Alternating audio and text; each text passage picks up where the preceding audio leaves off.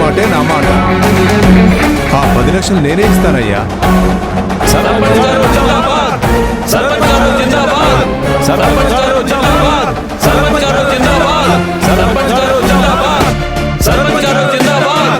సర్పంచ్ గారు జిందాబాద్! సర్పంచ్ గారు జిందాబాద్! సర్పంచ్ గారు జిందాబాద్!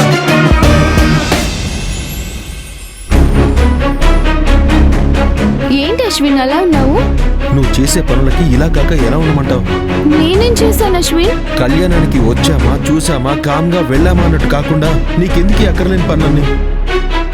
వాళ్ళు వేలం పాట పాడుకుంటారో డిస్కో డాన్సెస్ చేసుకుంటారో అదంతా వాళ్ళ ఇష్టం. మధ్యలో నువ్వు తలదూర్చి 10 లక్షలు సర్పంచ్ ఇస్తాడని ఎందుకు చెప్పావు? ఎవరైనా ఎదురు తిరిగి మా ఊరి సంగతి నీకెందుకు అమ్మాయిని అడిగితే ఏంటి పరిస్థితి? ఎవరేమనలేదు కదా అశ్విన్. ఒకవేళ అనుంటే నా భార్యని ఎవరైనా అంటే నేను తట్టుకోగలనా?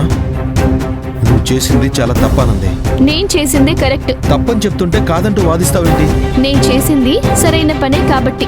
ఏం చేశావు? పాపం అనవసరంగా సర్పంచ్ గారిని ఇరికించావు. హా? పాపం సర్పంచా?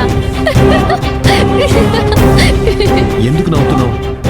మరేంటి అశ్విన్, పాపాలు చేసే సర్పంచ్ని పాపం అంటున్నావు కదా, అందుకే ఒక్కసారిగా నవ్వొచ్చేసింది. ఏంటి నువ్వు చెప్పేది?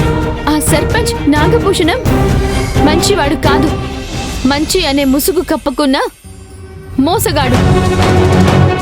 అతని భార్య నాగమ్మ అంతకంటే ప్రమాదకరమైంది.